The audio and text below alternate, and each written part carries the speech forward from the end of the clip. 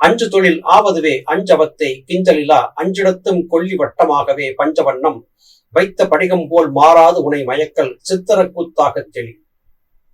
அன்றைய நாளிலே மனிதர்கள் தாங்கள் தெரிந்து வைத்திருந்த கதைகளை, வரலாற்று காவியங்களை எல்லாம் மற்றவர்களுக்கு புரியப்படுத்த பாவைக்கூத்து என்கிற ஒன்றை நடத்துவார்கள், அல்லது கூத்துக்களை நடத்துவார்கள்.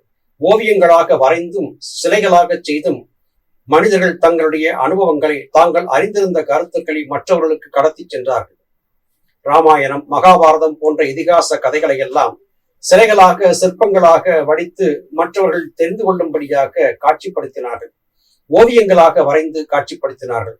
பாவைக்கூத்து என்கிற வகையிலே சிறிய பொம்மைகளை வைத்து நூல் கயிறு கொண்டு ஆட்டி அசைத்தும் பின்னணி குரல் கொடுத்துமாக தான் சொல்ல வந்த கருத்துக்களை புரியப்படுத்தினார்கள். இது மனிதர்கள் தங்கள் கருத்துக்களை மற்றவர்களோடு பகிர்ந்து கொள்வதற்காக நடத்திய பாவைக்கூத்து. இது போன்ற ஒரு பாவைக்கூத்தை பராபரம் நடத்தி கொண்டிருக்கிறது. மனிதர்கள் மாத்திரமல்லாது மற்ற அனைத்து சீவராசிகளையும் இந்த பாவைக்கூத்தின் மூலமாக நூல் கயிறு கொண்டு பராபரம் ஆட்டி வைத்துக் கொண்டிருக்கிறது.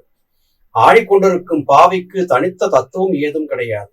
பாவையை ஆட்டி வைக்கக்கூடிய, நூல் கயிறை கையிலே வைத்திருக்கக்கூடிய பாவை கூத்தாடிக்குத்தான் அதன் தத்துவம். அதுபோல நம்முடைய உடல் இயக்கத்திற்கும் செயல்பாடுகளுக்கும் பராபரமே காரணமாக இருக்கிறது. நாம் நினைத்தாலும் கூட பராபரம் போட்டு வைத்த கணக்கை மீறி நம்மால் செயல்பட முடியாது. நேர்வழி நடந்து நல்வழி பயணிக்கக்கூடியவர்களுக்கு பராபரத்தின் தத்துவம் நிச்சயமாக பொறிப்பட்டுவிடும்.